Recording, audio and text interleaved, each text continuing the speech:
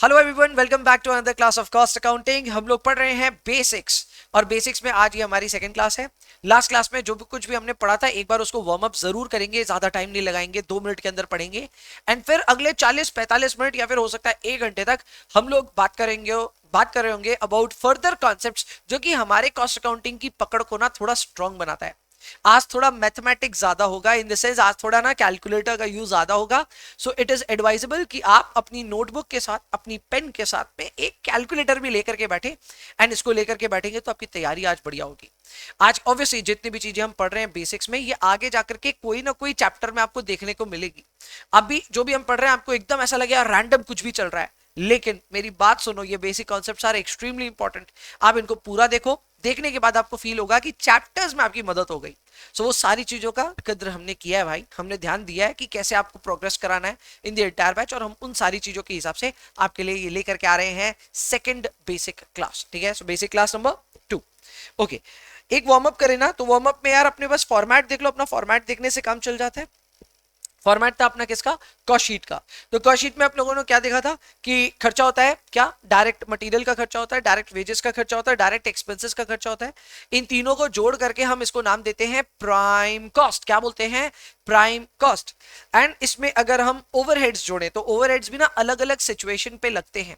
Factory में लग रहा है तो फैक्ट्री ओवरहेड्स बोलते हैं, एडमिनिस्ट्रेटिव लग रहा है तो एडमिनिस्ट्रेटिव बोलते हैं, जनरल के लिए लग रहा है, मतलब एडमिनिस्ट्रेटिव भी दो तरह का होता है, related to production and general category का। तो वो जो भी होता है उसको भी हम यहाँ पे ऐड करते हैं।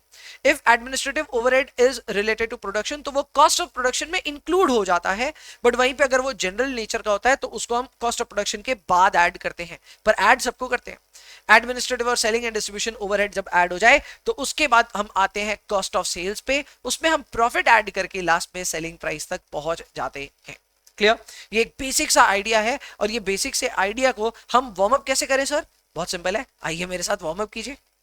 प्लीज दिखिए, मैं वार्म अप करा रहा हूं, जाहिर सी बात है वार्म अप भी कॉपी में लिखना अच्छा है। So please right warm up और कॉपी में प्लीज लिखिए। यहां पे मैं लिखा रहा हूं आपको कॉस्ट शीट का अलग स्टाइल से काम। We know sales is equal to, we know sales is equal to,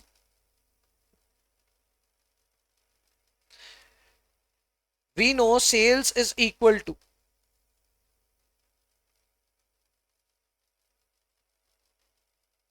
prime cost plus factory overheads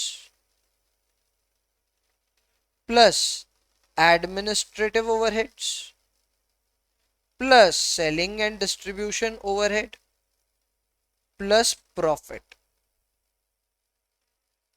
We know prime cost plus factory overheads plus administrative overheads plus selling and distribution overheads plus profit, all of this constitute to our sales. अब यही काम हम लोग statement में जब करते हैं तो यार लाइन बाय लाइन लिखते हैं ना हम लोग।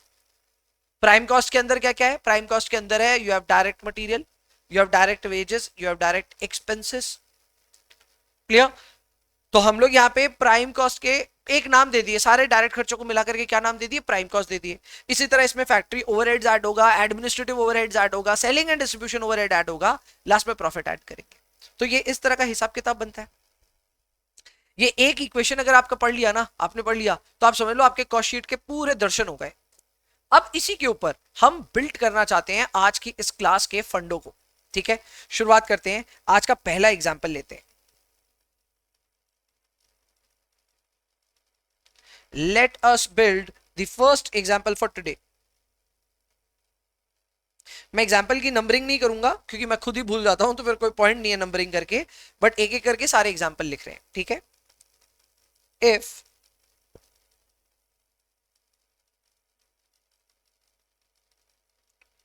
Prime cost is equal to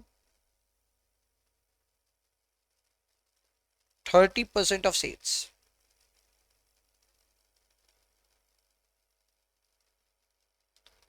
factory overhead is equal to 20% of sales,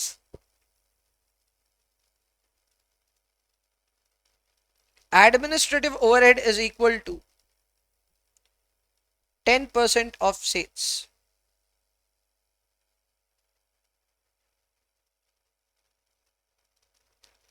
Selling and distribution is equal to 10% of sales.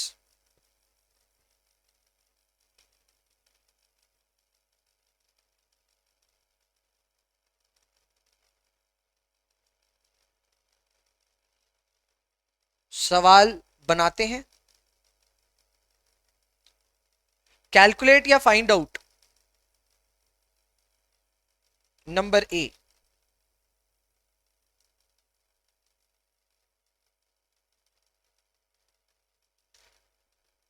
profit as a percentage of sales. Profit as a percentage of sales. Profit as a percentage of sales.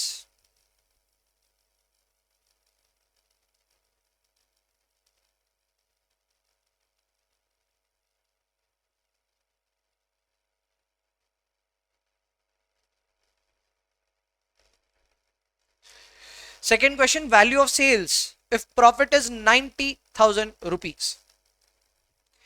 ठीक है, questions are interdependent. इसका मतलब ए का answer पाया तो B. ठीक है ना. Given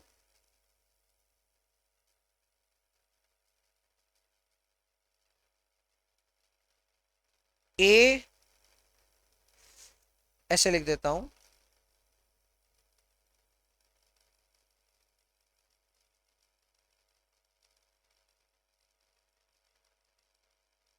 profit percentage is same as found for A.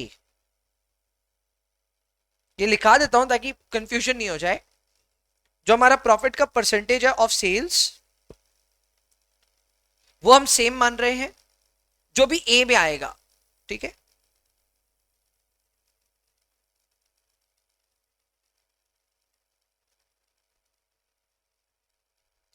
Value of prime cost.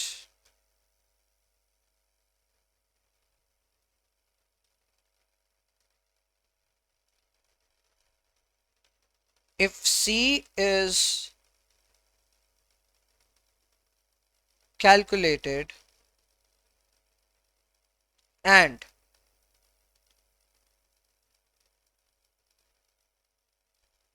direct material is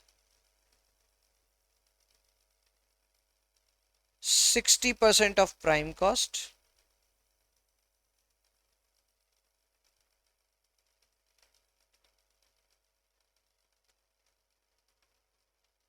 direct labor is 30% of prime cost,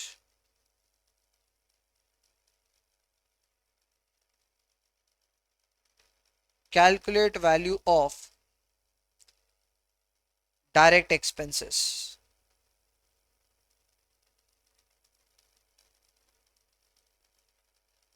तो ये है हमारे सवाल, इससे ज्यादा और कुछ नहीं है.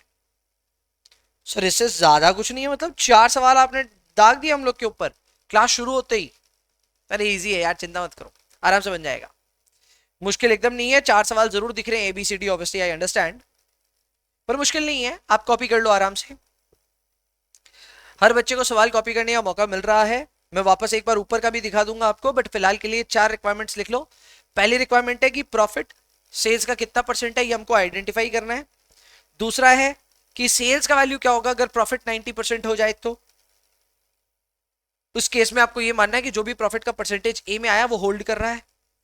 फिर हमें प्राइम कॉस्ट भी कैलकुलेट करना है, और एक बार प्राइम कॉस्ट कैलकुलेट हो जाए तो फिर हमको डायरेक्ट मटेरियल बोला है 60% ऑफ प्राइम कॉस्ट है, डायरेक्ट लेबर बोला है 30% ऑफ प्राइम कॉस्ट है, तो बोल रहा है डायरेक्ट एक्सपेंस कितना होगा ये भी बताओ. तो हर कुछ कैलकुलेट कैसे होगा, सुकून से, आराम से, सुकून से हम देखेंगे हमको क्या क्या आता है और उसके हिसाब से हम सॉल्व करने लगेंगे. सबसे पहले यहां पे देखो, अपने को सवाल में सबसे पहले अपने को सवाल में क्या क्या दिया हुआ है. अपने को सवाल में प्राइम कॉस्ट दिया, फैक्ट्री ओवरहेड दिया, एडमिनिस्ट्रेटिव ओवरहेड दिया, सेलिंग एंड डिस्ट्रीब्यूशन ओवरहेड दिया. इसमें अगर प्रॉफिट जोड़ते हैं तो सेल्स ऐसे भी आ जाता है. तो सबसे पहले हम सेल्स की इक्वेशन लिखने का चेष्टा करते हैं। तो will start with A, solution for A.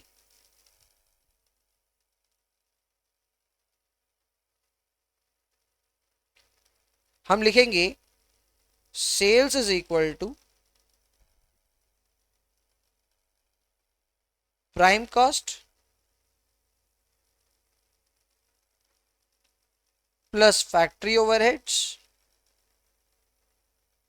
Plus administrative overhead plus selling and distribution overhead plus profit. अब ध्यान देना, सेल्स तो मुझे पता नहीं, तो मैं सेल्स को सेल्स ही लिख रहा हूं। बट प्राइम कॉस्ट क्या है? Prime cost is equal to 30% of sales. तो यहां पे मैं लिख दिया 30% ऑफ सेल्स। फैक्ट्री ओवरहेड क्या है? फैक्ट्री ओवरहेड है यहां पे 20% ऑफ सेल्स। इसको मैंने लिख दिया 20% ऑफ सेल्स। एडमिनिस्ट्रेटिव ओवरहेड है 10% of sales. Selling and distribution भी 10% ऑफ सेल्स है। एंड ऑब्वियसली इसके बाद में ऐड होगा इस पे प्रॉफिट। इसके बाद इसमें ऐड होगा प्रॉफिट। तो हमने क्या किया, हमने हर चीज का जो वैल्यू पता था उसको लिख डाला। जैसे prime cost is equal to 30% of sales, factory overhead is equal to 20% of sales, administrative overhead is 10%, selling and distribution is also 10 and profit अपने होने वालों हमने प्रॉफिट लिख दिया। तो अब क्या होगा दोस्तों, समझो मेरी बात। यहां पे जो आपने सेल्स लिखा है ना, सेल्स, ये बाय डिफॉल्ट 100% है। If nothing is mention this is 100% of sales. अब यहां 100% है, यहां अलग अलग परसेंटेजेस हैं। तो अगर सारी परसेंटेजेस को एक तरफ ले जाएं तो हमारा काफी हद तक काम हो जाएगा। अब यही करने के लिए हम क्या कर रहे हैं, हम प्रॉफिट को एलएचएस में ले आए और बाकी सब चीजों को उस तरफ ले जाएंगे। ठीक है, तो 100% ऑफ सेल्स जो है उसमें से हम माइनस करेंगे ये सारे बाकी परसेंटेजेस, सबको टोटल करके लिख देंगे। तो ये है 30, ये है 20, ये है 10 और ये है 10, सब मिला के हो रहा है 70%। करेक्ट, तो हम इसमें से माइनस करेंगे 70% ऑफ सेल्स। जाहिर सी बात है profit will be 30% of sales. Profit आ गया 30% ऑफ सेल्स। बोलो बात समझ में आ रही? Profit will be 30% of sales. ये पहला क्वेश्चन यही था। पहले मैं अपने को यही पूछ रहा था कि भैया आप बताओ कि profit as a percentage of sales कितना है, तो हमारा रिजल्ट आया 30% है। बहुत इजी था। इसको करने के लिए हमने क्या किया, पहले सेल्स जो हमको एक्चुअल में कॉस्ट शीट मालूम है, अब उसी कॉस्ट शीट को हमने एक इक्वेशन फॉर्म में उतार दिया। उस इक्वेशन में जिस जिसकी value as a percentage of sales पता थी लिख डाली। सारे सेल्स को एक तरफ कर दिया, प्रॉफिट को एक तरफ कर दिया। सॉल्व करने पे बड़े आसानी से 30% ऑफ सेल्स आ गया। 30 plus 20 50, 50 plus 10 60, 60 plus 10 70। Clear? So 100% minus 70%, remainder 30% is profit.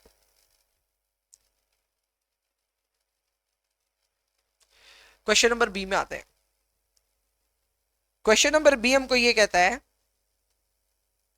कि जो प्रॉफिट है वो 30% ऑफ सेल्स है, मान गए, और इसकी वैल्यू है 90,000। तो बताओ सेल्स कितना होगा। तो आमतौर पे इसको इस तरह से समझते हैं हम, जब भी ऑफ लगता है तो इसका मतलब होता है मल्टीप्लीकेशन है। इसका मतलब हम लिख रहे हैं 30% into sales is equal to ₹90,000। तो फिर सेल्स को एक तरफ रखेंगे, ये हो जाएगा 90,000 डिवाइडेड बाई 30%। ये काम करने के लिए आप कैलकुलेटर की एकदम मदद ले सकते हैं। प्लीज अपने कैलकुलेटर पे लिखे 90,000 डिवाइड बाई 30%। सो 30 फिर परसेंट का साइन। चेक करो आपसे हो रहा है कि नहीं हो रहा। So it is 90,000 divided by 30%। तो आप इसको 90,000 डिवाइड बाई 30% भी लिख सकते थे। इसको और एक तरह से भी लिखा जा सकता है, अगर आप ऑब्वियसली इस चीज के लिए ओके हैं तो। 30% को ना आप ऐसे भी लिख सकते थे 90,000 डिवाइडेड बाई 0.30।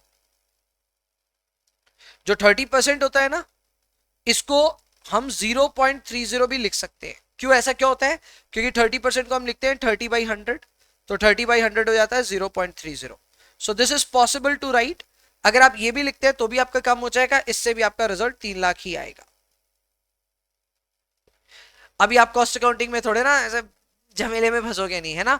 फाइनेंशियल मैनेजमेंट में जब आप पढ़ोगे ना, तब आप ये 0.30 ही लिखोगे। उस समय आप परसेंटेज का साइन लिखना नहीं चाहोगे, आप डेसिमल में लिखोगे, देख लेना। अभी चलो देरी है, ग्रुप 2 में बात करेंगे।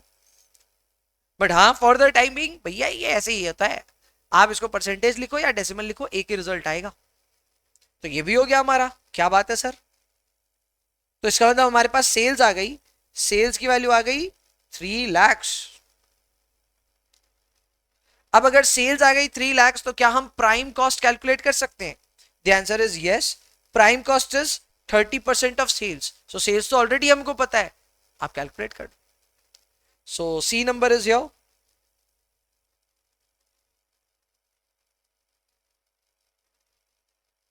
Prime cost is 30% of sales. So इसको हम लिखेंगे 30% इंटू सेल्स की वैल्यू हमारे पास 3 लाख रुपए। तो इसका रिजल्ट आ रहा है 90,000। So prime cost is equal to 90,000 rupees. Very easy, very very straightforward. एकदम बचकाना, एकदम बचकाना, कुछ भी नहीं है इसमें जोड़ लगाने का। Prime cost 30% of sales, sales हमारे पास आ चुका है, मल्टीप्लाई करो, गेम ओवर। इसका वैल्यू हो गया 90,000। अब लास्ट क्वेश्चन हमको ये कहता है कि अगर सी तुमने कैलकुलेट कर लिया, जो कि हमने कर लिया, रिजल्ट आया 90,000, और डायरेक्ट मटेरियल है 60% of prime cost, direct labour है 30% ऑफ प्राइम कॉस्ट, तो बताओ डायरेक्ट एक्सपेंस कितना होगा, हमको उसका वैल्यू बताना है। तो इसके लिए भी हम इसका ब्रेकअप लिखेंगे। तो ब्रेकअप कैसे लिखेंगे? Prime cost is equal to direct material, direct labour, तीनों डायरेक्ट को जोड़ते हैं ना तो आता है प्राइम कॉस्ट, डायरेक्ट एक्सपेंस। अगर आपका प्राइम कॉस्ट है 90,000, डायरेक्ट मटेरियल है 60% ऑफ प्राइम कॉस्ट, यानी कि 60% ऑफ 90,000, डायरेक्ट एक्सपेंस है 30% of of of of prime cost, so prime cost is again 90,000। तो बाकी जो बचा वो आपका हो गया direct expense. Therefore direct expense को एक तरफ रखो, it will be 90,000 minus 54,000 minus 27,000।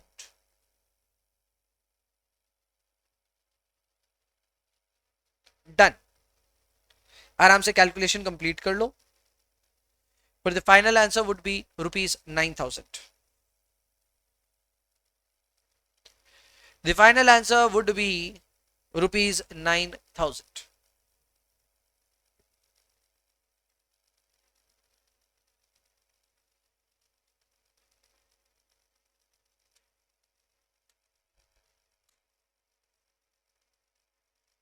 बोलो जी।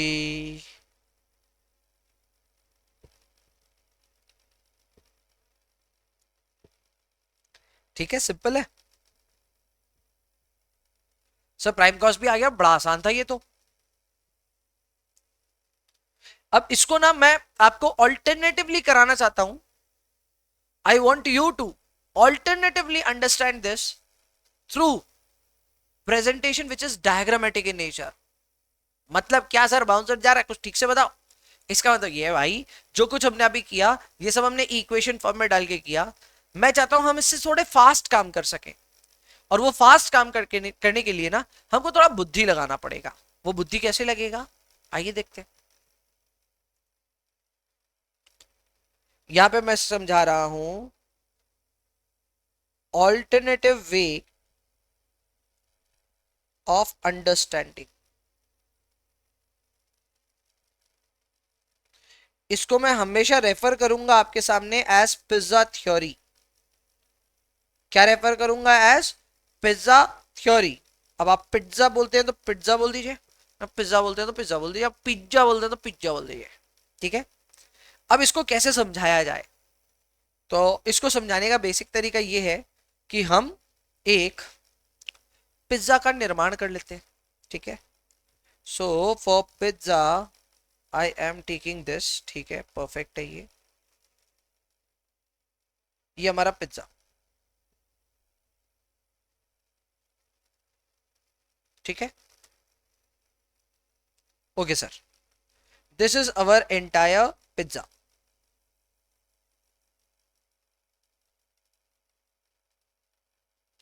ये पूरे पिज्जा को हम कहेंगे सेल्स, क्या कहेंगे, सेल्स। सो मेरे पूरे पिज्जा का वैल्यू मतलब सेल्स। समझाते हुए चलूंगा इजी तरीके से, आपको अपने आप ही समझ में आ जाएगा भाई। मान लो इस पिज्जा का बंटवारा होना है, आपके घर पे पिज्जा तो आ गया, लेकिन खाने वाले दोस्त यार आपके बहुत है। आपका कोई दोस्त है जो कुछ खाएगा, कोई दोस्त है जो कुछ खाएगा, जो बचा कुचा होगा वो आपको मिलेगा। तो हिसाब बना तो आपने पाया कि आपका एक दोस्त है जो कि 60% सॉरी 30% इस पिज्जा का खा जाएगा। उस दोस्त का नाम है प्राइम कॉस्ट, ठीक है। तो हम इसको सिर्फ पीसी लिख देंगे, ठीक है। 30% of the pizza goes to your first friend. तो 30 करीब करीब यहां बनेगा क्या, ये बनेगा अपना 25, यहां 30 बन जाएगा। ऐसा आपको एकदम बराबर लिखने की दरकार नहीं है, फिलहाल लिखोगे नहीं तो भी चलेगा, ठीक है। मैं सिर्फ समझाना चाह रहा हूं आपको। तो ये है अपना, पीसी लिख लो या प्राइम कॉस्ट पूरा लिख दूं कोई बात नहीं, चल जाएगा। And this is equal to 30% of, या सिर्फ 30 लिखता हूं मैं, ठीक है, और बेटर होगा। This is equal to 30%। फिर दूसरा दोस्त है हमारा, जो हमारा दूसरा दोस्त है वो बोलता है मैं 20% खाऊंगा। खा ले भाई तू 20% खा ले। तो वो 20 खाने गया तो उसने इतना ले लिया। इस दोस्त का नाम है फैक्ट्री ओवरहेड, इसने 20% खा लिया। फिर एक दोस्त है वो बोलता है भाई 10% मैं खाऊंगा। मोस्ट वेलकम, 10% तू खा ले। और एक दोस्त और है जो बोलता है 10% मैं भी खाऊंगा। तो अपने पास में एक है एडमिनिस्ट्रेटिव ओवरहेड जो कि अपने से 10% ले रहा है, और एक है सेलिंग एंड डिस्ट्रीब्यूशन ओवरहेड जो कि भी अपने से 10% ले रहा है। अगर आपको जो मिलने वाला है उसको मैं प्रॉफिट कह रहा हूं, क्या बोल रहा हूं, प्रॉफिट। ये आपके लिए बैलेंसिंग फिगर हो गया, यानी जो बच गया वो आपका। तो क्या परसेंटेज निकालने में बहुत जोर आएगा क्या, सोच लीजिए आप। पिज्जा का कितना परसेंट आपको मिला जरा सोच लीजिए प्लीज। मेरे हिसाब से तो बहुत ज्यादा मुश्किल नहीं है, पर फिर भी ठीक है, सोचने में कोई मुश्किल लाहट है भी नहीं। इस पिज्जा का 30% आपका एक फ्रेंड खा गया, ये रहा 30 वाला, ये रहा 30 वाला खा गया। 20% दूसरा खा गया, 10% और एक खा गया, 10% और एक खा गया। तो टोटल कितना जा चुका भाई पिज्जा, 30 + 20 + 10 + 10, 70 इज गॉन। क्या ये पता लगाना एकदम भी मुश्किल है? द आंसर इज नहीं सर, एकदम भी मुश्किल नहीं है, ये बैलेंसिंग फिगर है, it is very easy to find out. ये है 30%, दिस इज 30%, और ये पता लगाना एकदम भी मुश्किल नहीं था। चलो मैं मान गया ये 30% निकालना मुश्किल नहीं था। ये आपका फर्स्ट क्वेश्चन का जवाब हो गया। जिस फर्स्ट को आपने इतना इलेबोरेटेड वे में किया, आप चाहे तो सीधा सीधा समझ सकते थे कि यार ये कितना है, ये है हमारा 30% of sales by only observing at the remainder percentages. आप कहेंगे सर हमने भी कर दिया था, वो तो आपके चक्कर में हमने इतना बड़ा लंबा सारा लिखा इक्वेशन, हम तो ऐसे ही सवाल पढ़ते वक्त ही बोल दिए थे 30% प्रॉफिट है। अच्छा ठीक है, अच्छी बात है, पकड़ा दो। तो इसके बाद सेल्स निकालना और आसान हो जाता आपके लिए अगर आप डायग्रामेटिकली समझते तो। अब वो सेल्स कैसे समझे, यहीं पे ट्रिक है। अगर आपको यहां पे इस पूरे डायग्राम में किसी का भी अगर अमाउंट पता चल जाता ना, तो आप सेल्स निकाल लेते आराम से। कैसे? जैसे अपने को प्रॉफिट का अमाउंट पता चल गया था, अपने को पता चल गया था कि प्रॉफिट का वैल्यू है 90,000, है ना। तो सेल्स निकालना कितना इजी है पता है, बहुत इजी है। आपको पूरा सेल्स चाहिए, तो जिस भी कंपोनेंट का आपको वैल्यू पता है, उसी कंपोनेंट का परसेंटेज से अगर आप डिवाइड कर दें तो आपका सेल्स का वैल्यू आ जाएगा। है ये क्या मैजिक है, आप करके किसी पे भी देख लेना। अगर आपको इनमें से एक भी परसेंटेज मालूम है और उसी का अमाउंट भी मालूम है, अमाउंट भी उसी का ही पता होना चाहिए, तो आपके पूरे सेल्स की वैल्यू आ जाएगी। Sir are you sure? Yes I am sure. बन जाएगा पक्का, बन जाएगा एकदम। करके देख ले सर, करके देख लो। तो लो जी, यहां पे हमारे पास कंपोनेंट क्या था, प्रॉफिट, जिसका हमारे पास अमाउंट भी था और परसेंटेज भी था। तो हमारा अमाउंट है 90,000, इसको अगर हम डिवाइड बाई 30% करें तो सर सच में सेल्स आ जाएगा क्या? द आंसर इज यस, आ जाएगा। सो दिस इज क्रेजी, एकदम क्रेजी है। आपके पास किसी का भी एक का अमाउंट और उसका परसेंटेज होना चाहिए। पिज्जा थ्योरी यही सिखाता है, फटाक से आ जाएगा साहब sales.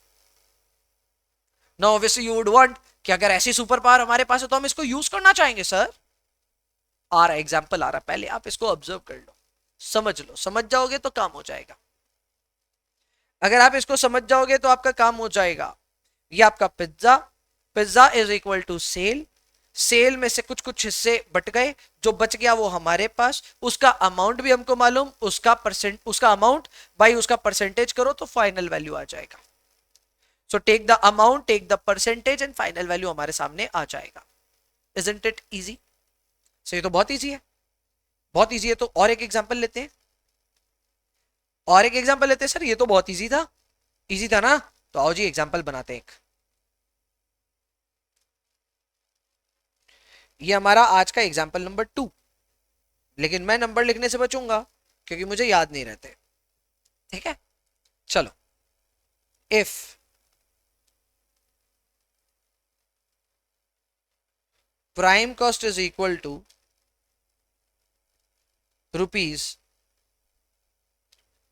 ₹60,000, if prime cost is equal to ₹60,000,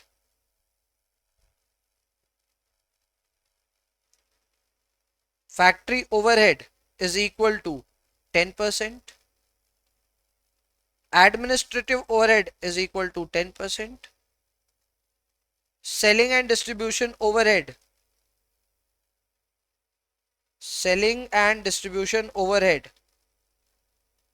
is also equal to 10%। मैंने सबकी एब्रीविएशन फॉर्म यूज किया है। and profit is equal to 10%। calculate sales, calculate sales। लग जाओ काम पे दोस्तों। क्या आप ये बहुत फुर्ती के साथ कर सकते हैं? ऑब्वियसली इस तरह के सवाल एग्जाम में नहीं आते, तो ऐसा मत बोलिएगा सर इसका एग्जाम प्रेजेंटेशन बता दीजिए। जरूरत नहीं है, एग्जाम में आएगा ही नहीं, ये एमसीक्यू में आ जाएगा ज्यादा ज्यादा। तो उधर तिगड़मबाजी लगा लोगे क्या? उतना फास्ट हो जाएगा क्या कैलकुलेशन आपसे? वही टेस्ट करना अपने को। सर पिज्जा थ्योरी कर दे क्या? कर लो, मना ही नहीं है। ये मेरा पिज्जा, अच्छा ठीक से बनाए क्या? ये मेरा पिज्जा, पिज्जा में प्राइम कॉस्ट का परसेंटेज अपन को नहीं मालूम, कोई बात नहीं, नहीं मालूम तो नहीं मालूम, लेकिन जो जो मालूम है वो ले लेते हैं। 10%,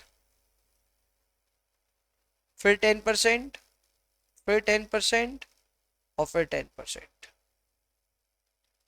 सो अपना फैक्ट्री ओवरहेड 10, अपना एडमिनिस्ट्रेटिव ओवरहेड 10, अपना सेलिंग एंड डिस्ट्रीब्यूशन 10, अपना प्रॉफिट 10, 10 10 10 10 10। तो बाकी क्या बचा? 60%। क्या ये बैलेंसिंग फिगर है? हाँ सर ये बैलेंसिंग फिगर है। इसका नाम क्या देंगे? अब बचा जो है वो प्राइम कॉस्ट ही बचा है, सो ये प्राइम कॉस्ट है, ये प्राइम कॉस्ट है।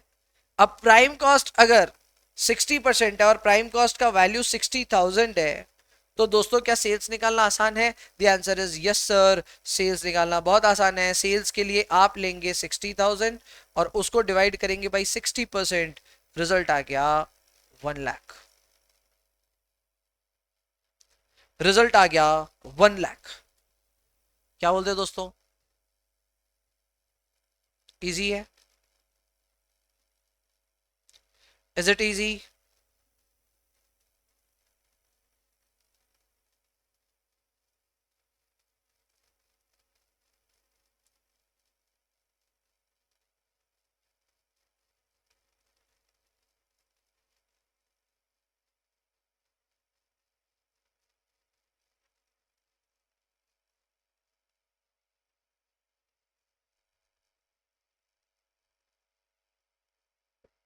बोलो जी। डन? हाँ सर, बहुत इजी था ये तो। एक और एग्जांपल करते हैं।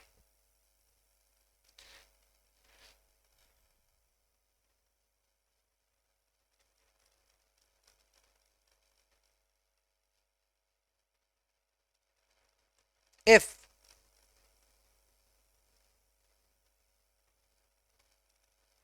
cost of sales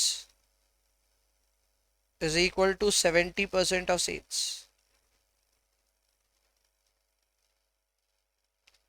and profit is equal to rupees 1,20,000. Calculate sales. Calculate sales.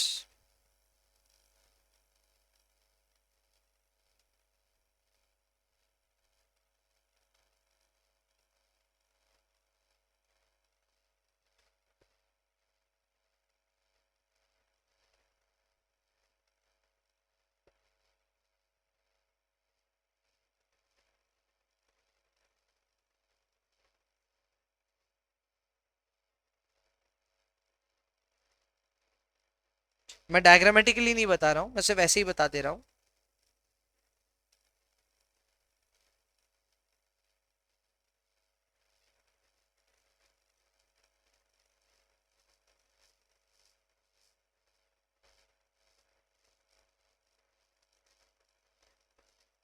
अब ऐसे ना फॉर्मूले बनाते ही रह जाएंगे आप, प्रॉफिट बाय प्रॉफिट परसेंटेज। ऐसे फॉर्मूले बनाने का कोई अंत नहीं है। The intention is very clear, जिसका अमाउंट उसका परसेंटेज। सिंपल। आप ऐसा कोई भी फॉर्मूला बना सकते हैं, कोई रोक टोक नहीं है, जैसा फॉर्मूला चाहे वैसा बना सकते हैं।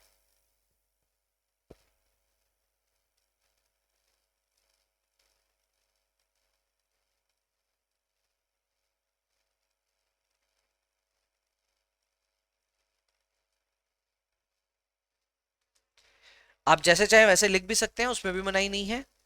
एज यू वांट आप इसको लिखिए। कॉस्ट ऑफ सेल्स है 70% ऑफ सेल्स, प्रॉफिट है 30% ऑफ सेल्स। सेल्स निकालने के लिए फॉर्मूला लगाया profit by profit percentage. So profit का वैल्यू 1,20,000 डिवाइडेड बाई प्रॉफिट का परसेंटेज 30%। बड़े आराम से हमारे पास सेल्स की वैल्यू आ गई 4,00,000 रुपए। और सोचिए ये इतने आसानी से आता नहीं था, अब ये आसानी से आ रहा है। Now we are getting the value so easily.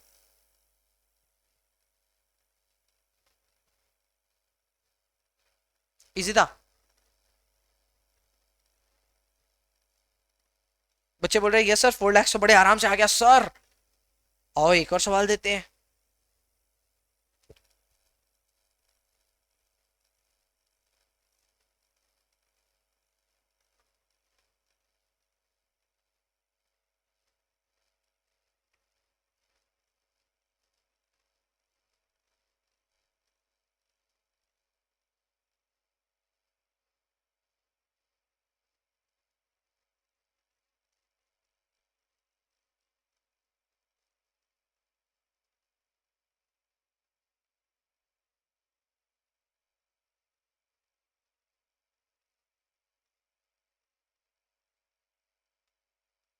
चलो फटाफट करो, फटाफट करो।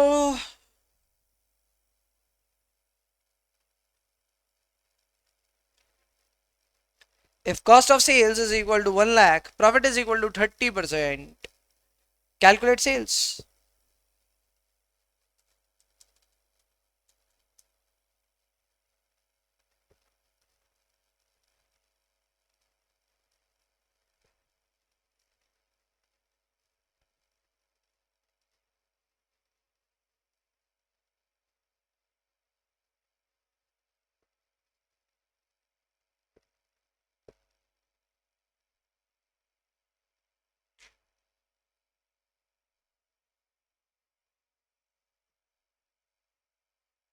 दीपिका ने हड़बड़ मचा दिया लगता है।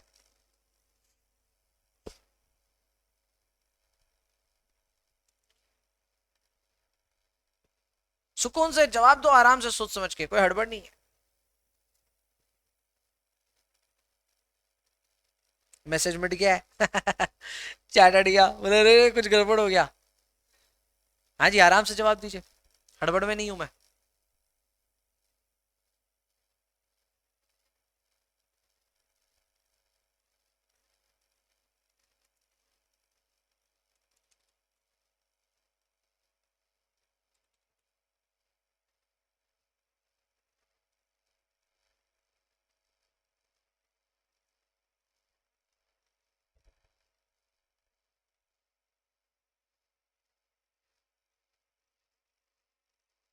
अब मेरी बात सुनो। पॉसिबली आपको ऐसा लगा कि इधर कुछ तो गड़बड़ हो रहा है, ऐसा समझ में नहीं आ रहा, समझ में नहीं आ रहा, समझ में नहीं आ रहा। देखो यार, कितना बेढंगा है, सोचो, मतलब दस्तूर कितना बेढंगा है। जो हार्ड चीज है वो तो इजीली समझ में आ गया, जो इजी चीज है उसको नहीं कर पा रहे हो आप। क्या बोल रहे हो सर, ये इजी है, हमें तो ये बहुत हार्ड लगा। ये हार्ड नहीं है, ये आपके सामने सामने परोसा हुआ खाना था और आपको लगा इसमें कुछ गड़बड़ है, भैया हम नहीं खाएंगे। अरे भाई, ऐसा सोचने का ही नहीं था, सिंपल था ये। आपको डिफरेंशिएट करा रहा हूं मैं कि इससे ऊपर वाले एग्जाम्पल और इस एग्जाम्पल में फर्क क्या है। इसके ऊपर वाले एग्जाम्पल में जो परसेंटेजेस थे वो आपके ऑफ सेल्स बोले हुए थे, और अब जो परसेंटेज आपको बोला ऑफ सीओएस बोला, इसमें पिज्जा थ्योरी लगेगा ही नहीं, है सीधा सीधा बन जाएगा। हैं कैसे? आओ जी देख लो। हम इसकी कैलकुलेशन करेंगे, sales is equal to cost of sales plus profit, ये दो ही चीज तो जुड़ती है। अब कॉस्ट ऑफ सेल्स हमको पहले से मालूम है, वो है 1 लाख, और प्रॉफिट एट 30% ऑफ सेल्स, ना बाबा ना, it is 30% of cost of sales, तो वो तो हमारे पास पहले से वैल्यू है। सो सर ये 1 लाख का 30% लेना था, सच में ऐसा? ऐसा, इसमें भी आप फंस जाते हो, कई बच्चे फंस जाते हैं साहब। मैं ये नहीं कह रहा हर एक फंसा है, पर कई बच्चे इसमें फंस गए, क्योंकि उनको अब पिज्जा थ्योरी में मजा आने लग गया था। सडनली ऐसा लगा रहे हमारा तो कमांड आ गया, हम तो कोई भी चीज सॉल्व कर देंगे, है ना। तो एक सिंपल जो होता है ना, लल्लू बॉल फेंका, लल्लू बॉल पे आउट हो गया। ठीक है, कोई स्पिन स्पिन नहीं किया मैंने, सीधा लल्लू बॉल, आप स्पिन सोच के खेले, आउट। सही, ये तो बहुत ज्यादा सिंपल था, इसमें तो कुछ भी नहीं था।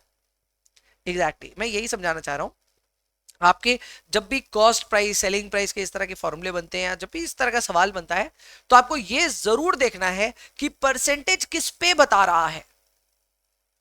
If the percentage is being mentioned on what, if the percentage is being mentioned on sales, तो आतंक मचेगा, नहीं तो आतंक नहीं मचेगा। समझ में आ रहा? आपका आतंक कब मचेगा? जब सेल्स पे है, तब पिज्जा थ्योरी विजा थ्योरी लगेगा। पर अगर कुछ नहीं बोला तो सिंपल है, आराम से बच जाएगा। ठीक है, डन। समझ में आ रहा है? एक एग्जाम्पल दे रहा हूं, ये आज का आखिरी एग्जाम्पल होगा, पर बहुत जबरदस्त एग्जाम्पल होगा, शायद इससे बेटर एग्जाम्पल ही नहीं होगा। ये आपकी आंखें खोलेगा, दिमाग खोलेगा, सब कुछ खोल देगा आपका दिमाग। ठीक है, if company A and company B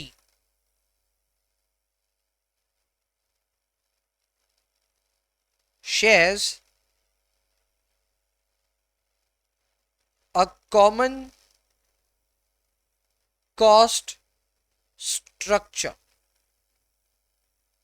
If company A and company B shares a common cost structure,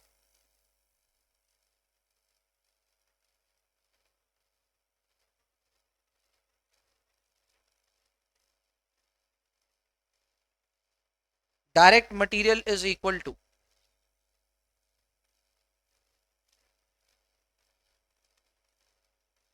30% of sales. Direct material is equal to 30% of sales.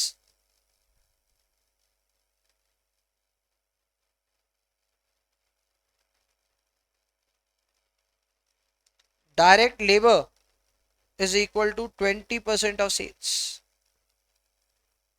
Direct labor is equal to 20% of sales.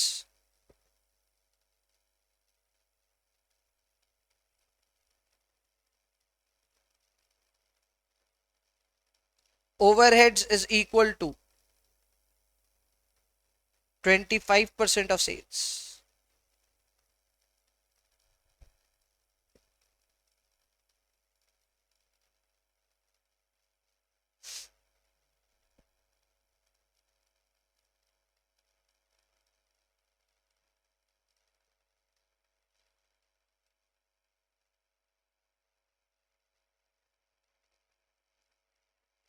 If now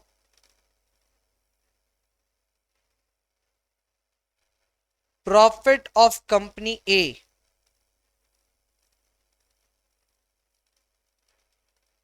is 1.5 times of company B. Profit of company A is 1.5 times of company B. And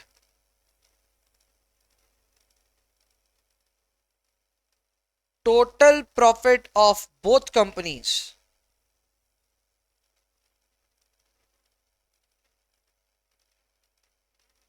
is rupees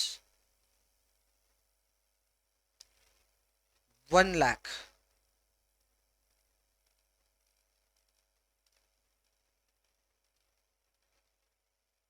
Construct cost sheets for both companies.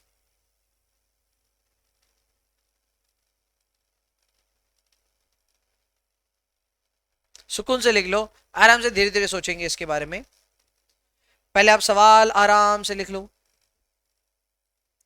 If company A and company B shares a common cost structure,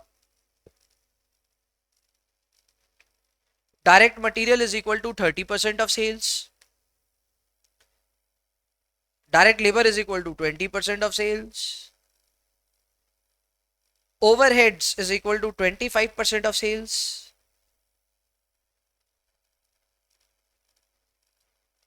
Profit of company A is 1.5 times of company B.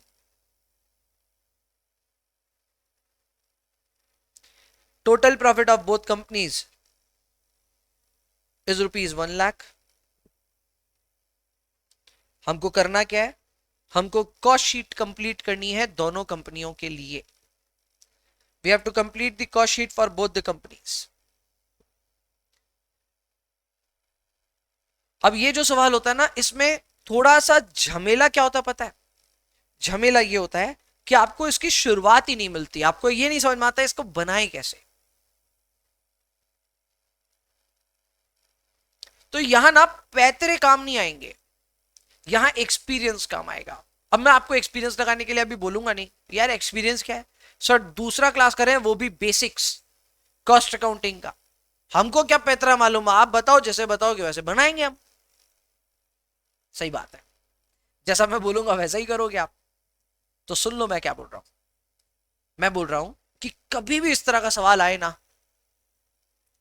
आपका शुरुआत हमेशा उसी value से होगा जो rupees terms में दिया हुआ है या कोई करेंसी टर्म्स में दिया हुआ है. सवाल डॉलर्स में भी तो हो सकता है, बट कोई करेंसी टर्म्स में होगा, शुरुआत वहीं छुपा हुआ होगा. यानी शुरुआत में ये जो इतना अगड़म बगड़म है वो काम नहीं आएगा. पहले काम ये आएगा कि दोनों कंपनियों का जो प्रॉफिट है वो है 1 लाख रुपीस. और इसके साथ एक और लाइन है जो दोनों के प्रॉफिट के बारे में बात कर रहा है, वो है इसके जस्ट ऊपर वाला कि जो प्रॉफिट है ऑफ कंपनी ए वो 1.5 टाइम्स ऑफ कंपनी बी. तो कंपनी बी का कोई भी प्रॉफिट होगा उसका 1.5 टाइम्स होगा कंपनी ए का प्रॉफिट. ये है जानकारी नंबर 1. और जानकारी नंबर 2 ये है कि दोनों का प्रॉफिट मिलाकर के होगा 1 लाख रुपीस. क्या यहां से शुरुआत हो सकती है? एकदम हो सकती है. अब यहां से रास्ते खोलिए और दिमाग खोलिए, क्या क्या हो सकता है. हम यहां पे कंपनी बी के प्रॉफिट को अगर कुछ लेट वेट कर ले, एलजेब्रा लगा ले, तो कंपनी ए सामने आ जाएगा। फिर दोनों के प्रॉफिट को जोड़ दें और इनके प्रॉफिट के सामने इसको खड़ा कर दें, तो जो लेट की है वो एक्सपोज हो जाएगा, यानी कि दोनों कंपनियों का प्रॉफिट अपने पास आ जाएगा। मैं करके दिखाऊंगा सारा कुछ, पर फिर भी एक बार वापस ब्लूप्रिंट बना रहा हूं आपके दिमाग में। हम कंपनी बी के प्रॉफिट को अगर कुछ लेट कर ले, देखो ये भी कैसे पता चला कि कंपनी बी को लेट करना चाहिए, नॉट कंपनी ए, क्योंकि कंपनी ए किसी के ऊपर निर्भर है। कंपनी बी का जो भी प्रॉफिट होगा उसका 1.5 टाइम्स कंपनी ए का प्रॉफिट होगा, तो कंपनी बी को लेट करो ना, जिसके ऊपर कोई निर्भर है आप उसको लेट करो, उसी से आपका गेम ओपन होता है। सो यहां पे कंपनी बी के प्रॉफिट को कुछ लेट कर लेंगे, कंपनी ए का प्रॉफिट आ जाएगा, दोनों को जोड़ देंगे और 1 लाख से इक्वेट कर देंगे। देखते ही देखते बड़े आसानी से इन दोनों के प्रॉफिट्स हमारे सामने आ जाएंगे। और एक बार इन दोनों के प्रॉफिट्स हमारे सामने आ गए तो हम बड़े आराम से पिज्जा थ्योरी लगाएंगे, दोनों पे अपना अपना। हालांकि दोनों का कॉस्ट स्ट्रक्चर हमारे पास है, तो इस कॉस्ट स्ट्रक्चर के हिसाब से हम पिज्जा थ्योरी लगा करके दोनों के सेल्स तक पहुंचेंगे, दोनों की कॉस्ट शीट कंप्लीट करेंगे। गजब मेहनत करवा दी भैया, इतना सोचना पड़ गया साहब। यार इतना करेंगे धीरे धीरे, मैं थोड़ा ना बोल रहा हूं आज सारा चाप दे दूंगा, पर इतने इजी सवाल कराए तो एक थोड़ा चैलेंजिंग तो बनता है ना। तो ये इतना सा चैलेंजिंग है, आपने वो बुद्धि लगाना है, क्या हम ये कर सकते हैं? क्या कर सकते हैं? तो हम रेडी हैं for our next basic class. तो आज का ये लास्ट काम है, ये कर डालो, उसके बाद अपने नेक्स्ट क्लास में मिलेंगे। बस इतना सा करो, कर लोगे क्या? सर चेष्टा करेंगे तो कर लेंगे। आओ आओ शुरुआत करते हैं। अब देखो कुछ बच्चे ना जवाब देने लग रहे हैं। अब किसी बच्चे ने जवाब दिया, दीपिका ने जवाब दिया है कि मे बी कंपनी बी का प्रॉफिट 40,000 होगा। ठीक है, मे बी कंपनी बी का प्रॉफिट 40,000 होगा। अब मे बी आ गया, क्यों पता है? घबराहट हो रहा है, समझ में नहीं आ रहा है, लेकिन मैं बता देता हूं दीपिका आप करेक्ट हो, आप करेक्ट हो, आपका सही रिजल्ट आया है, आपने ठीक सोचा है। इक्वेट, और ये देखो ये बच्ची कहां से कहां पहुंच गई, ये इक्वेट कर दी दो इक्वेशन को लगा करके। x माना 1.5x किया, फिर उसके बाद 2.5x आया होगा कुछ हिसाब से, फिर उसको 1 लाख के इक्वेट किया, फिर x का वैल्यू ढूंढ दिया। शाबाश, कहां से कहां पहुंचे हो आप। यही मुश्किल काम था। एक बार b मिल गया, a भी मिल जाएगा। अब ये हमसे आगे बढ़ गई। अब यही मजा है और यही सीखना है आपको। हमारी क्लास का एजेंडा ये नहीं है कि मैं लिखाऊं और आप लिखो, हमारी क्लास का एजेंडा ये है कि अगर मैं कोई चीज आपको दे रहा हूं, आप मेरे से पहले ट्राई करो उसको इक्वेट करने का, समझने का। नहीं कर पा रहे हो कोई बात नहीं, मेरे साथ चलो, कोई प्रॉब्लम नहीं है। पर अगर आप मेरे से फास्टर चल सकते हो, मेरे से आगे चल सकते हो भाई, उसकी बात ही अलग होगी। By the time you will complete the entire batch, आपका सब्जेक्ट ही कंप्लीट हो जाएगा। अब आप यकीन नहीं मानोगे इस बात का, but this is how a class should be practised, this is how a class should be done. Sir समझा रहे हैं, उस समझाने के दौरान हम चीज पहले पकड़ेंगे इनसे। ये तो सबको समझा रहे हैं धीरे धीरे, हम फास्ट पकड़ेंगे भैया, और हमने पकड़ लिया तो हम सवाल बनाने लग जाएंगे। ज्यादा से ज्यादा क्या होगा यार, किताबें गंदी होंगी, कॉपी में काटापुटी हो जाएगा यार, हो जाएगा तो हो जाएगा। ये काटाकुटी जितनी होती है ना, मेरा एक्सपीरियंस बता रहा हूं मैं आपको, जिसकी कॉपी में जितनी काटाकुटी है ना, वो उतना जल्दी सीखेगा, क्योंकि गलती कर करके सीख रहा है। अब इसका मतलब ये नहीं है कि कुछ भी लिखना अपने को, लेकिन आप गलती के चक्कर में अपनी कॉपी को साफ सुथरा रखने के चक्कर में प्लीज मत पड़िए। गंदा करना पड़े करिए कॉपी को। एक दो ऐसे मेरे स्टूडेंट्स थे जो, और शायद आप में से भी होंगे, जो बोलेंगे नहीं नहीं क्लास में जो किया ना उसको बाद में फेयर भी करेंगे। अरे कहां, कौन सी दुनिया में हो आप, आपके पास नहीं है इतना समय। आपने जो क्लास वर्क किया आप उस कॉपी को खोल ही लो, वही बहुत बड़ी बात है यार। बाद में मतलब अगली क्लास में सीधा मत खोलना, बीच में एक बार कभी खोल पाए तो खोल लो, उतना ही कर लो तो बहुत बड़ी बात है। फेयर तो करना ही मत, जो हम कर रहे हैं करे रहने दो। कॉपी गंदी होती है होने दो, कोई प्रॉब्लम नहीं है। काटाकुटी हो जाए कोई बात नहीं, मेरी इतनी सी एडवाइस मान लेना। आपका ग्रुप 1 पूरा निकलेगा, वो तो निकलेगा ही, आपका ये पेपर भी निकलेगा। एट द सेम टाइम आपको पढ़ाई करने का एक नया नजरिया मिल जाएगा। ठीक है, शुरुआत करते हैं, ज्ञान बहुत हो गया। चलो, let let profit of company B B x,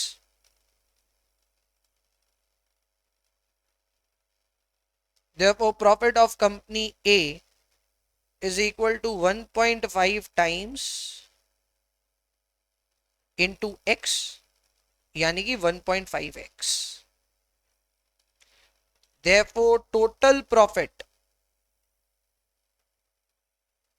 is equal to 1.5x plus x, and this is equal to rupees 1 lakh। Company ए का प्रॉफिट है 1.5x, कंपनी बी का प्रॉफिट है x, दोनों का मिला करके हमने 1 लाख रुपए दिया हुआ था, उसके साथ इक्वेट किया। therefore 2.5x is equal to 1 lakh और x is equal to 1 lakh divided by 2.5, ये हो गया भैया 40,000 रुपए।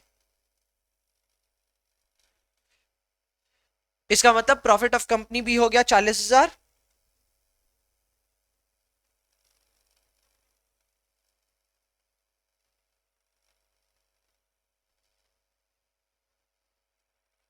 and profit of company A is 1.5 times of 40,000, यानी कि रुपीज 60,000।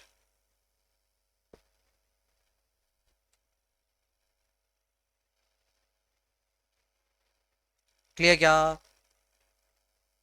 अब यहाँ पे कुछ बच्चे सुझाव दे रहे हैं सर बिना एक्स के भी कर सकते हैं ना इसको, तो बिना एक्स के पता है कौन करता है? जिसका ग्रिप कम से कम एक्स पे है। आप ये एक्सक्यूज नहीं दे सकते कि हमको एलजेब्रा आता नहीं लेकिन हम कोई और तरीके से कर लेंगे। नहीं बच्चा, वैसा नहीं होता है। आपको इसके ऊपर ग्रिप जो है वो ग्रिप लाना पड़ेगा, ठीक है? और वो ग्रिप लाने के लिए एलजेब्रा आना चाहिए आपको। आपको आता है और आप उसको स्किप कर रहे हो, पॉसिबल है, पर नहीं आता है फिर भी स्किप कर रहे हो, डेंजरस है, ठीक है? मैं हालांकि ऑल्टरनेटिव अप्रोच आपको सिखाऊंगा, चिंता मत करना। तो ये हो गया दोस्तों अपना क्या, 40,000 60,000 डन। इसके आगे और क्या? हाँ, इसके आगे अब नेक्स्ट, देयरफॉर सेल्स, मैं सेल्स डायरेक्ट निकाल रहा हूं और पिज्जा थ्योरी यूज कर रहा हूं, ठीक है? ऐसे लिखेंगे, since sales is equal to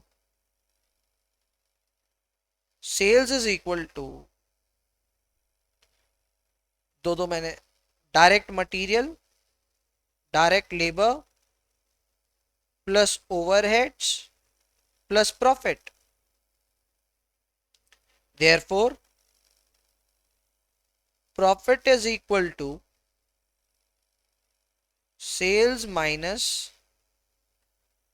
direct material. कितना परसेंट ऑफ सेल्स है?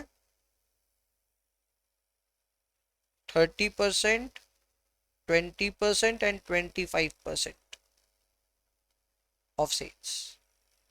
अब ये कैसे हुआ मैं आपकी सिर्फ जानकारी के लिए बता दूं। ऑब्वियसली मैंने यहां बहुत शॉर्टकट लगा दिया। ये है मेरा 30%, ये है मेरा 20%, ये है मेरा 25%। तो मैंने इन तीनों को उठा करके इधर डाल दिया, डन। इन तीनों को उठा करके इधर डाल दिया और प्रॉफिट को एक तरफ रख दिया।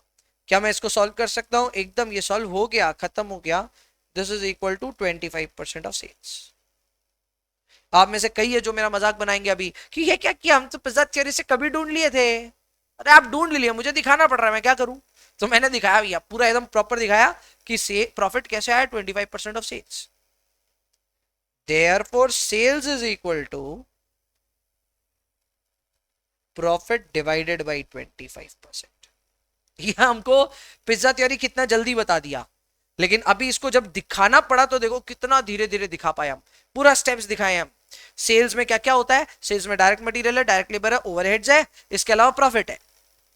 फिर प्रॉफिट क्या है? Profit is equal to sales minus direct material minus direct labour and direct overheads, sorry overheads. तो उनको माइनस किया, 25% बचा, तो हमने लिखा sales is equal to profit by 25%। Therefore, sales of company A is equal to 60,000 divided by 25%। तो ये हो गया rupees 2,40,000। And sales of company B is equal to 40,000 divided by 25%, यानी कि 1,60,000। यहां काम खत्म नहीं हुआ, अभी हम सिर्फ सेल्स तक पहुंचे। अब हमें कॉस्ट शीट्स बनानी है, अब हमें इसके बाद कॉस्ट शीट बनानी है, ठीक है? ये सारे क्लास एग्जांपल्स है बाय द वे। जितना भी मैं कंफ्यूजन क्रिएट कर पाया आपके दिमाग में, ये सब मैंने अभी अभी सोचा क्या बनाना एग्जाम्पल। मेरे पास कोई लिखी किताब नहीं है भाई, मैंने अभी अभी सोचा कि किस तरह इसको थोड़ा कॉम्प्लेक्स बनाएं, एक इक्वेशन डलवा दें एकदम से। एंड आई एम हैप्पी कि आप लोगों में से कितने लोगों ने पिक कर लिया इस बात को कि अरे ये ऐसे बन जाएगा यार, इसमें इतना क्या मुश्किल है।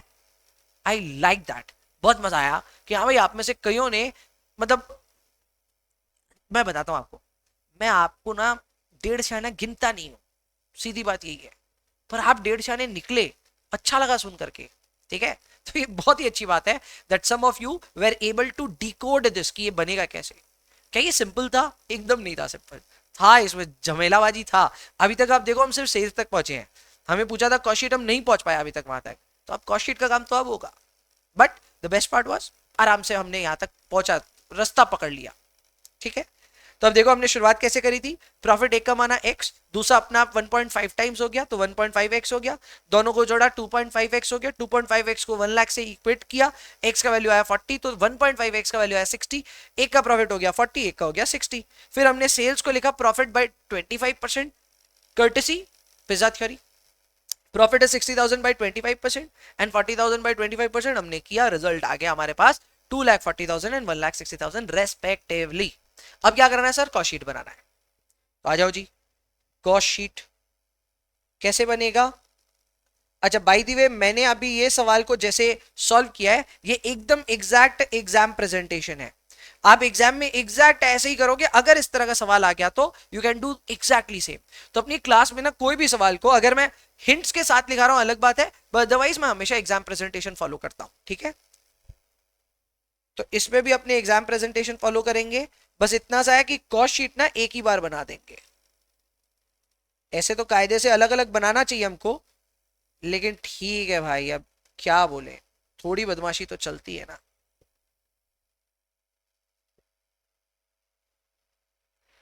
और सर ये लाइन वाइन क्या हमको खींचनी चाहिए या फिर बिना खींचे चल जाएगा? द आंसर इज खींच दोगे तो अच्छी बात है, नहीं भी खींचा तो भी चलेगा, कोई प्रॉब्लम तो नहीं होगा। चलो शुरुआत करते हैं विद डायरेक्ट मटेरियल।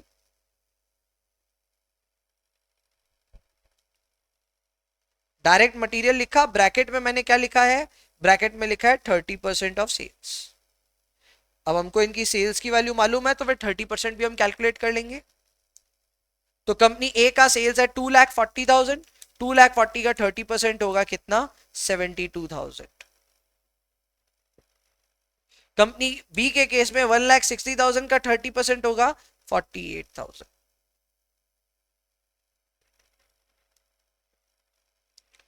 इसमें हम ऐड कर रहे हैं डायरेक्ट वेजेस, इसमें हम ऐड कर रहे हैं डायरेक्ट वेजेस। डायरेक्ट वेजेस कितना था, 20% ऑफ सेल्स। तो अगेन सेम थिंग, 2,40,000 का 20% होता है 48,000 एंड 1,60,000 का 20% होता है 32,000। दोनों को यहां जोड़ लगाएंगे और इसको नाम देंगे प्राइम कॉस्ट। जहां जहां जो लेवल बताना पॉसिबल है वो बताएंगे हम। सो दिस इज प्राइम कॉस्ट। यहां प्राइम कॉस्ट आ रहा है आई थिंक 1,20,000 और यहां प्राइम कॉस्ट आ रहा है आई थिंक 70-80 आ रहा होगा, 80,000।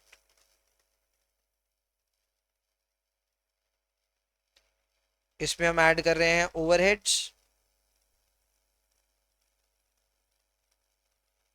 ओवरहेड्स हो गए 25% ऑफ सेल्स। तो 2,40,000 का मेरा सेल्स, उसका 25% कितना होता है 60,000 और 1,60,000 का सेल का 25% कितना होता है 40,000। तो मेरा आया कॉस्ट ऑफ सेल्स।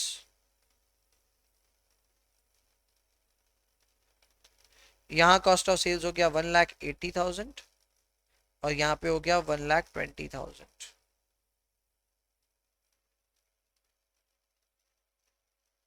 इस पे हम ऐड करेंगे प्रॉफिट। प्रॉफिट हम ऑलरेडी कैलकुलेट कर चुके हैं तो उसमें कोई जोर नहीं आएगा।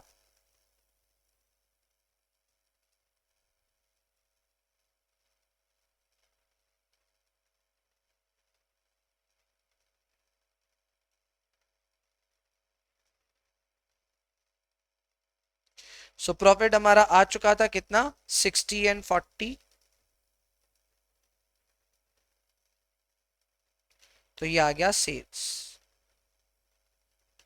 सेल्स भी हम निकाल चुके हैं, तो वैल्यू आप चेक कर लेना, मैच हो जाएगा। ये cost sheet complete, entire cost sheet is complete. Copy कर लें, और जिन्होंने पहले ही कर दिया बहुत ही बढ़िया, वेरी गुड।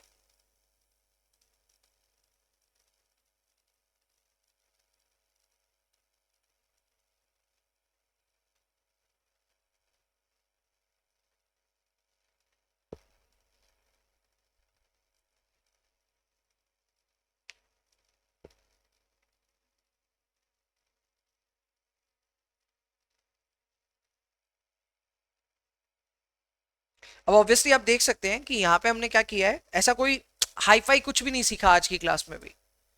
हमने कॉस्ट शीट सीखा हुआ था, उसके इर्द गिर्द अब थोड़ा न्यूमेरिकली इधर उधर दौड़ना शुरू किए, पर ये दौड़ अच्छी रही। इस दौरान हमने पिज्जा थ्योरी का एक फ्लेवर सीख लिया, वो आगे भी काम आएगा और जगह जगह काम आएगा। हम जब बेसिक कॉन्सेप्ट कंप्लीट कर चुके होंगे और अपने फर्स्ट चैप्टर मार्जिनल कॉस्टिंग में जाएंगे, अब उसकी भी कहानी है। Marginal costing should not be the first chapter आम तौर पे, but I want to break the ice. और वो आइस है यार, आपका जो कैलकुलेटर आपका दोस्त नहीं बन पाया ना अभी तक, उसको दोस्त बनाना है। तो ये दोस्त बनाने का सबसे अच्छा तरीका क्या है, आपकी शुरुआत करा दूं एक ऐसे चैप्टर से जो न्यूमेरिकली बहुत दिमाग खाएगा आपका, और आपका जो डर है ना, अंदर खौफ है ना हमसे होगा कि नहीं होगा, वो धीरे धीरे हम उसको निकाल ही देंगे। And obviously marginal costing is very important. तो सबसे इंपॉर्टेंट चैप्टर सबसे पहले सलटाएंगे, बड़ा मजा आएगा। और वो देरी अभी, उसमें देरी अभी, कुछ बेसिक क्लासेस और हैं, बट शुरुआत हमने कर दी भाई। हमने लास्ट दिन पढ़ा था कॉस्ट शीट के बारे में, थोड़ा बहुत कॉस्ट अकाउंटिंग के बारे में जाना था कि भैया ये क्या फील्ड है, हमारे लिए कैसे काम आएगा, वगैरह वगैरह, वो सब सीखा था। और आज हमने न्यूमेरिकली एक्सप्लोर किया कि कॉस्ट शीट को हम कैसे नंबर्स के साथ मजा ले सकते हैं। अब जो अपनी नेक्स्ट क्लास होगी उसमें और एक मैजिकल सा कोई आपके लिए बेसिक कॉन्सेप्ट इंतजार कर रहा है। आज रिवील नहीं करूंगा, अगली क्लास में बताऊंगा, बट मजा बड़ा आएगा। तो आज के लिए इतना ही रखते हैं। आई होप आपको आज की क्लास में बड़ा मजा आया होगा। मिलेंगे नेक्स्ट बेसिक क्लास में again. In the next class will again cover up something exciting. अभी के लिए इतना ही। I will see you in the next one. पढ़ाई करते रहिए। बाय।